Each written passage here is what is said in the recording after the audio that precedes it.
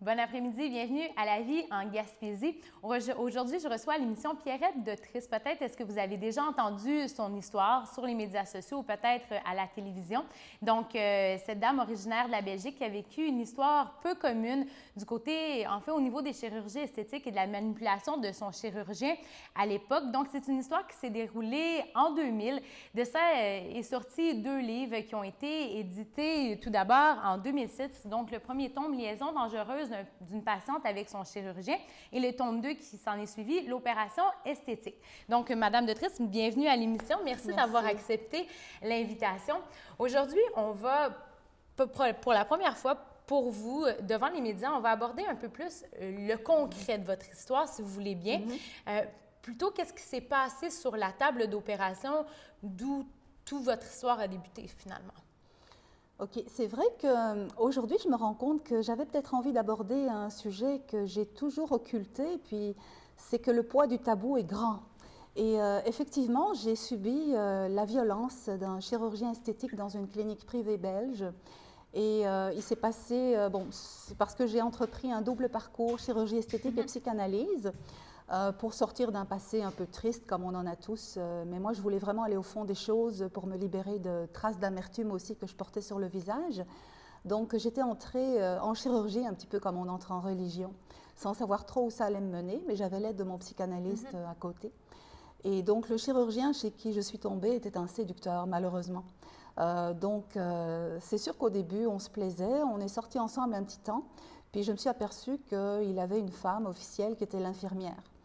Et c'était elle qui m'opérait avec lui. On était engagés dans une opération expérimentale qui était celle des implants temporaux.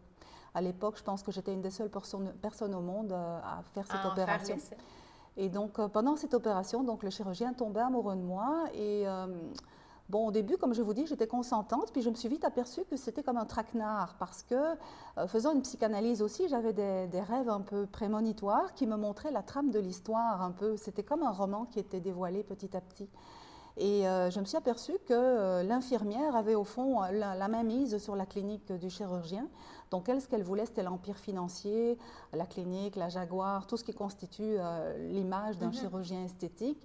Et lui, au fond, il me confiait qu'il en avait marre de son métier, qu'il était plus intéressé par la psychologie, puis qu'il était parfois tellement à bout de couper les femmes que l'ombre intérieure qui le tenaillait lui aurait donné envie parfois de lacérer le visage de ses patientes avec le bistouri.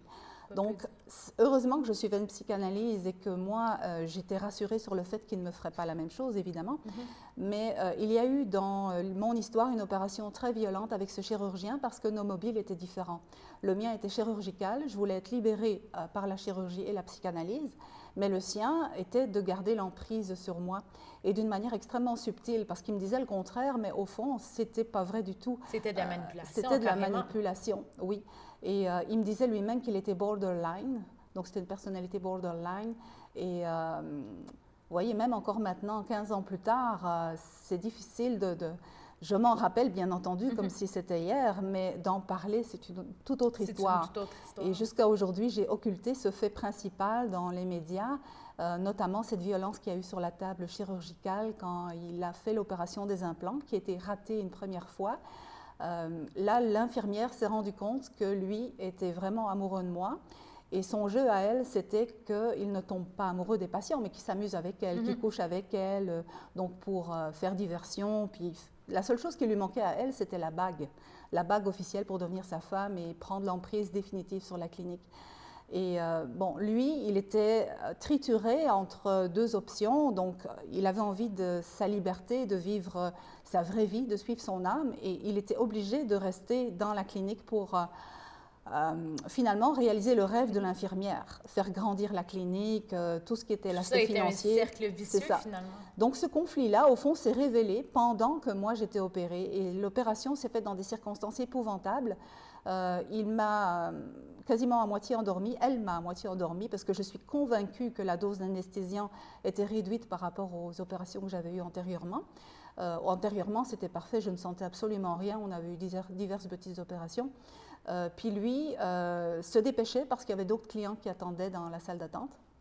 Et donc, il a commencé à m'opérer alors que je n'étais pas tout à fait endormie. Donc pendant l'opération, j'ai hurlé parce que je sentais vraiment toute la douleur. La douleur, oui, je dirais pas à 100%, mais je sentais vraiment beaucoup de douleur.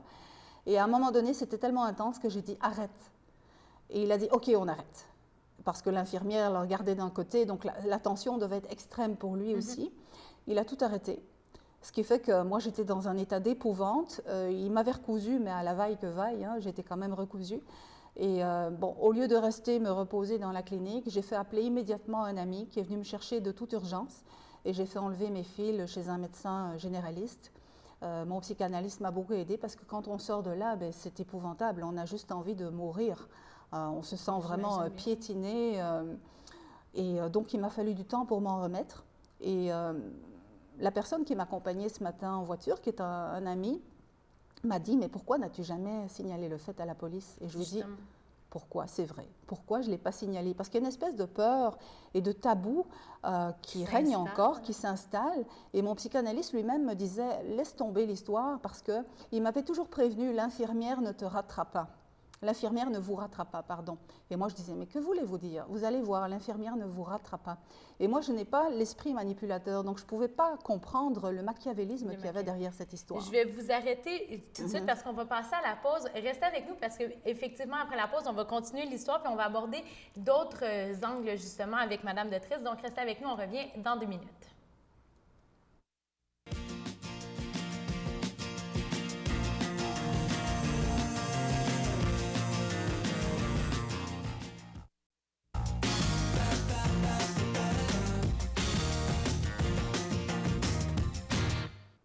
Alors, on est de retour à l'émission La vie en Gaspésie. Je suis toujours en compagnie de Mme Pierrette de Trist pour parler de votre histoire, justement, autour du monde de la chirurgie esthétique. Pour poursuivre, on pourrait poursuivre sur le fait que cet homme-là, le chirurgien que vous fréquentiez, était finalement devenu très violent. Comment est-ce que vous expliquez finalement cette violence-là qui s'est établie chez lui?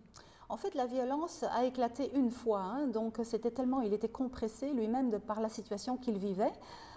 Donc l'infirmière le tenait prisonnier de son métier et il ne pouvait même plus choisir. Et de là son envie parfois d'abuser de certaines clientes aussi, parce que j'étais la 5e femme abusée dans la clinique. Puis les femmes abusées ou défigurées se cachent parfois, et même souvent. Donc c'est un des seuls témoignages.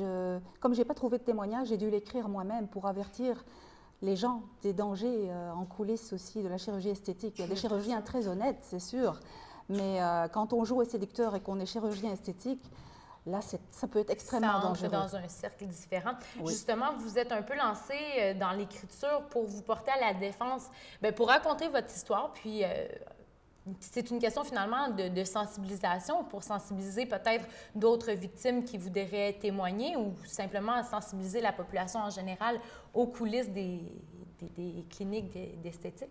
Oui, et puis c'est un bouquin qui aborde plusieurs volets, hein, dont les relations hommes-femmes, les relations adultères, la violence. C'est quoi qui motive notre violence, tant verbale que physique aussi? C'est un sujet du jour, là, la violence. Puis j'ai étudié à fond tous ces phénomènes, pourquoi les hommes deviennent violents, c'est quoi l'emprise des femmes aussi, la violence des femmes qui peut être plus sournoise et dont on parle plus rarement.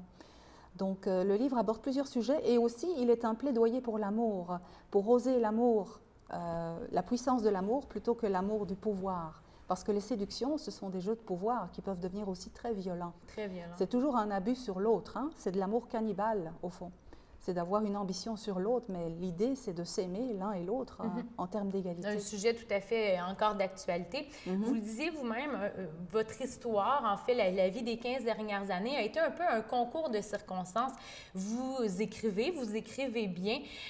Pour vous, c'est un peu votre destin qui s'est révélé à travers votre histoire, puis qui finalement est arrivé sur papier dans vos romans.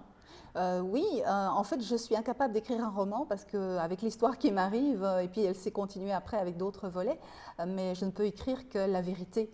Donc, mon histoire est tellement folle. C'est ça, c'est un scénario. C'est pas romancé, mais c'est votre histoire. Oui, oui, chaque mot est vrai. Là. Un psychanalyste belge peut en témoigner de A à Z. Donc, chaque mot est vrai. Puis, c'était un moyen d'exorciser cette histoire et aussi d'avertir le public de secrets qui sont bien gardé en chirurgie esthétique et qu'à ma grande surprise, on n'aborde toujours pas aujourd'hui. Parce que le livre a été étouffé en 2006. C'est ça. La première édition du livre est parue en 2006.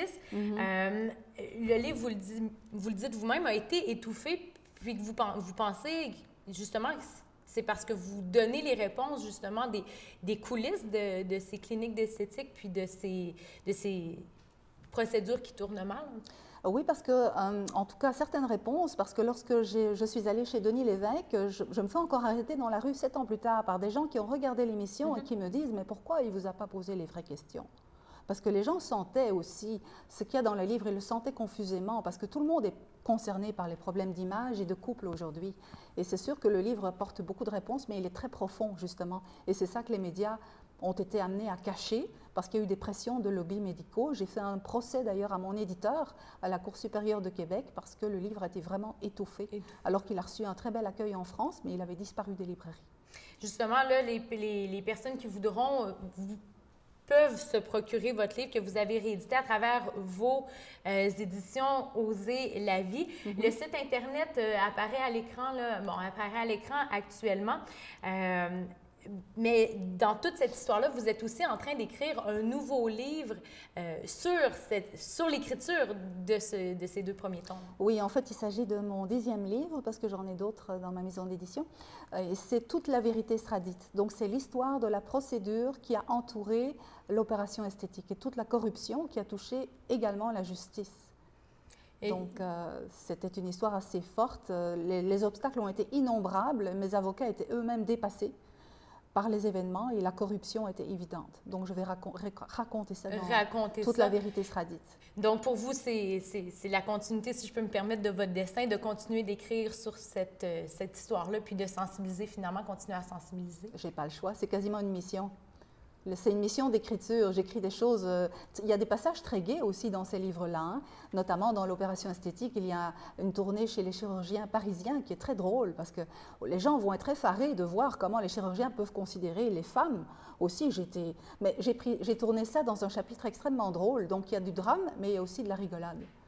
Bon, mais l'invitation est lancée au lecteur, donc finalement, pour se procurer ces 2 livres-là. Vous habitez maintenant à Gaspé. Comment est-ce que, en quelques secondes, comment est-ce que se passe votre vie maintenant dans un milieu plus tranquille? Ah oui, merveilleuse, vraiment, au bord de la mer. C'est l'endroit propice pour lancer la maison d'édition. Je suis très heureuse. Vraiment. Bon, bien, parfait. Bien, écoutez, merci beaucoup d'avoir été avec nous aujourd'hui. C'est une histoire qui n'est pas évidente à raconter. Merci de l'avoir fait, puis merci de l'avoir faite en toute vérité.